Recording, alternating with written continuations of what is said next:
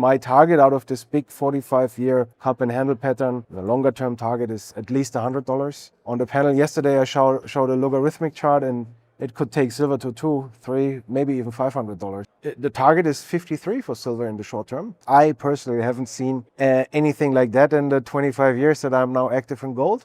Gold around 4,200. And it seems that, yeah, probably we will get this sideways balancing out kind of consolidation into mid-December, into the last FOMC meeting of the year. But overall, it looks very strong, very bullish. And I assume next year it will continue. We'll most likely see 5,000 by spring. A short-term high in gold. And I still don't think the selling's all over. I still think that there's too many weak hands. The charts are still too overbought. And what I'm watching for is I want to see which way does it break. Do we break this line or this line? If we break around 42.50, we should test and make new all-time highs. I'm in the camp we're going to break below 38.90 or so and see a drawdown to about 3,600 to 3,500. So this is where we broke out to the upside and then ultimately, again, a retrace back in. I think, again, we're going to come down to 3,600, and then we're going to push next year to 5,000 plus. I am still bullish longer term, mid to longer term. I'm absolutely bullish, but if you're someone who didn't buy any silver, I think it's going to pull back more here. I think we go down towards the $40 per ounce level, and then the next wave up, it probably breaks above this and heads quite a bit higher. Gold and silver are entering a powerful acceleration phase, with both metals holding near historic levels despite sharp, fast pullbacks. Gold's recent Six Sigma decline, over $500 in under a week, was a necessary reset after an extraordinary 8-week surge, and the market has already recovered more than half of that drop. Silver, having broken above its 45-year cup and handle formation and reclaimed the $51 to $53 zone, continues to lead the broader commodity cycle. With weakening confidence in Western currencies, rising physical demand across Asia, and central banks aggressively expanding their gold reserves, the underlying trend remains firmly bullish. What appears as volatility is simply the market preparing for its next significant advance towards significantly higher levels. Florian Grummes, a veteran precious metals analyst, and Gareth Soloway, a widely followed technical strategist, emphasize that both metals remain in structurally strong uptrends despite short-term turbulence. Their combined outlook points toward gold pushing toward $5,000 next year, while silver builds momentum toward long-term targets of $100 and potentially far beyond as decades of compressed energy finally begin to unwind. Now, we present the clips from their interview. Before we continue to discuss this, please subscribe to our channel and activate the bell icon for timely updates. Thank you, and enjoy the video. I think it was a dip that had to be bought. It's already 2 weeks ago, right? And the market is already up. We traded for 4,150-ish already this morning. Yep. So that means, yeah, we are up more than $250 from the lows already, right? And you can see how quickly this happens in this bull market. So when we talked back in Beaver Creek, I said we're going to 3,750, 4,000, 4,400. And more or less, basically, gold has done all that. Yep. And then we got this big pullback, $500 within less than a week, right? Six Sigma event in the gold market. Gold was down 11 point something percent. I mean, it was to be expected at some point after that massive rally. We've seen gold rallying more than 30% in 8 weeks. I personally haven't seen anything like that in the 25 years that I'm now active in gold. Some of the guys in the 1970s probably have seen it, but me personally not. And it was necessary, a necessary breather, a pullback. The situation was just too overboard. But interestingly enough, it seems that this cold shower was already enough to cool down sentiment. People are more doubtful again, more hesitating and expecting another leg down. While it probably was the opportunity to buy gold below 4,000 last week and the week before, and maybe we never see it again 4,000, who knows. But the way it stormed off yesterday into the new week, I mean, it's very impressive. And I think, or I see that silver is taking the lead. Yes, and it was already strong last week. So it reached that first Fibonacci retracement level 2 days before gold. It also had a very nice, clear, inverse head and shoulder kind of bottom pattern. So that gold around 4,200. And it seems that, yeah, probably we will get this sideways balancing out kind of consolidation into mid-December, into the last FOMC meeting of the year. But overall, it looks very strong, very bullish, and I assume next year it will continue. It's been a $500 pullback in gold. In nominal terms, it looks very big. Yeah. In percentage terms, it's totally normal. We haven't even retraced more than 40% of that run up since end of August. So it's all totally normal and healthy and manageable in the end of the day. Of course, if you're leveraged long gold and then gold runs $500 against you, it will kill you in your position. But I hope most of the viewers don't do that kind of stuff. And of course, if you bought too late into the mining stocks, maybe in mid-October, you probably are also now a little bit deeper underwater. But anybody who's into that game for quite a while already can clearly see that this is a healthy pullback. We probably have seen the lows.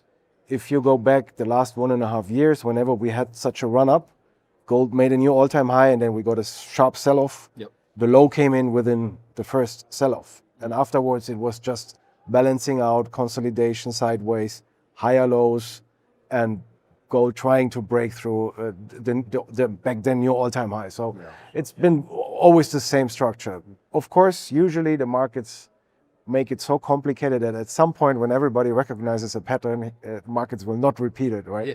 So maybe there is not a big consolidation anymore. We just move higher from here without much looking back anymore.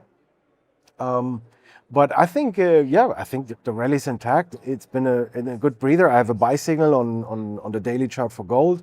I have a buy signal on the daily chart for silver. So I'm bullish here. With usually seasonal window is a little bit challenging for gold into mid-December. That's where you get typically the final turning point and then the next leg up, because January, February, March are the best months for gold. And you have the Chinese New Year in early February, which will for sure create enough physical buying so that gold will push higher. I'm pretty sure about that. And also in the big picture, I mean, we are in a bull market. Things should accelerate from here. A lengthy half a year, 1 year kind of sideways correction consolidation would not be typical, right? So I assume things will accelerate. And like you rightly mentioned, I mean, on the fundamental macro kind of level or perspective, nothing has changed. Things are actually getting more dire by the day, I would say. I'm of the strong opinion that the West is only bluffing anymore. It's basically vice versa what we've seen during the Cold War between 1960 and the late 1980s, when the East was bluffing all the time, and actually America and the NATO and the Western Alliance was strong. And now it's, I think, vice versa. And the confidence in the US dollar is diminishing by the day. You mentioned already central banks in China buying gold a lot. We've seen also big imports of gold into India recently. Poland has announced they want to ramp up their reserves, the central bank reserves, up to 30% in gold. I mean, this is all continuing and accelerating. So, I mean, it's a gold rush, and this will not stop until we are at totally different price levels. So, I think there's all reasons to remain bullish. The easiest to profit from it, of course, is simply buying the physical metals. We talked about platinum back in Beaver Creek, if you remember. It did really well since then. I still continue to believe that platinum is probably the most interesting, most promising of the three metals, physically speaking. Yeah.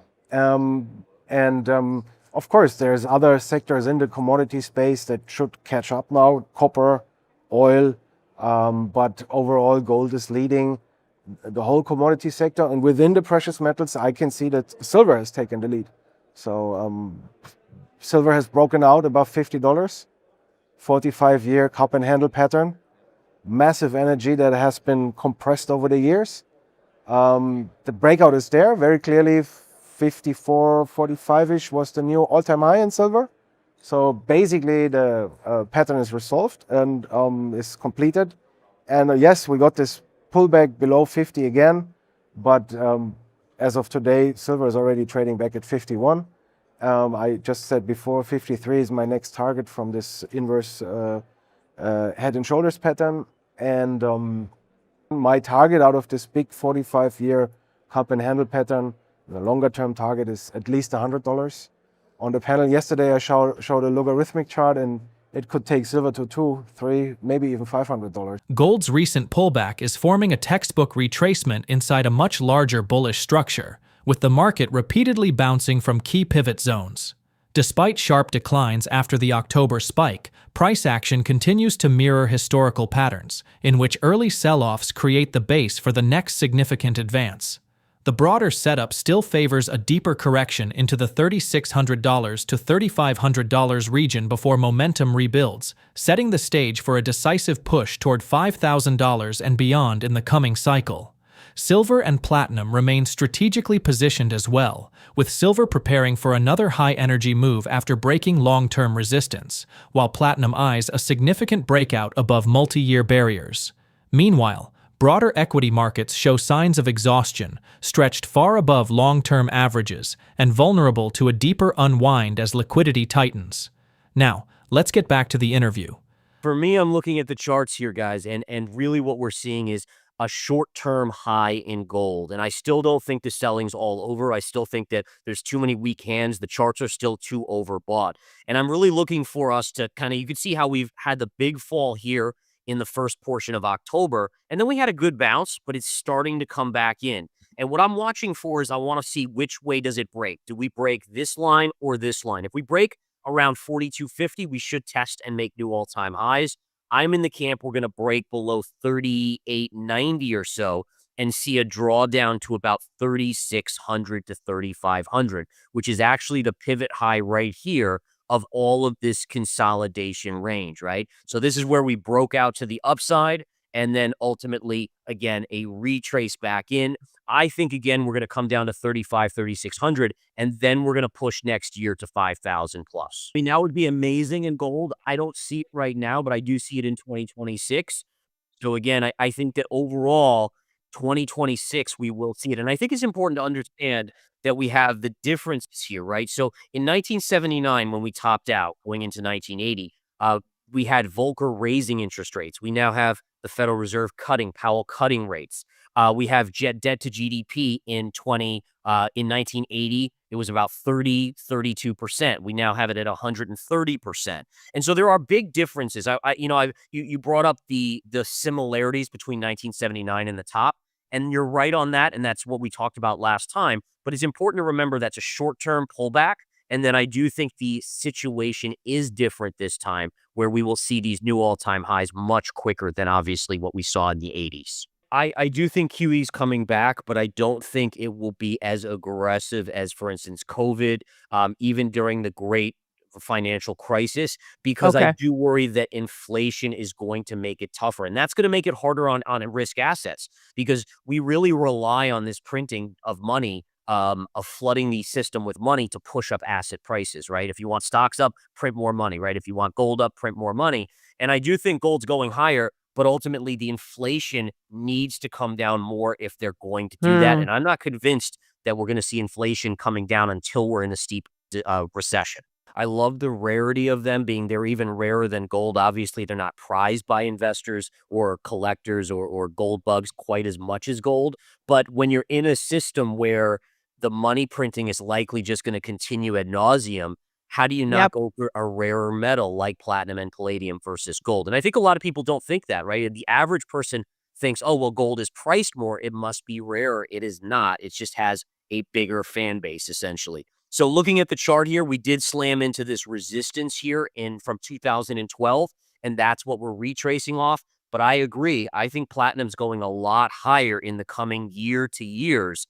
And we could really be looking at, once we break above this 1730 level, I think you have a good shot of tagging that 2300 level as early as the end of next year. So I don't know if I'm as bullish as your other guest, but I also believe that there's upside here on this and on palladium. The key is that if Bitcoin can become a store of value because there's a limited supply, then couldn't Well, platinum and palladium th- also be, because there's a limited amount that that's can be mined? If you look at it compared to the run on gold, it is lagging by a mile, yet it's even rarer. And so I think as we see what the Fed is going to do and the government spending, and realistically, I'm hearing more and more analysts saying the only way out of the debt that the US has is to basically weaken and continue to print more money. It just makes me want to diversify away from dollars. And I wouldn't be surprised if we start seeing central banks saying, okay, we've accumulated a massive amount of gold. Now let's start putting at least a portion of platinum and palladium in our reserves as well. because there was so much enthusiasm in the room in Zurich for silver.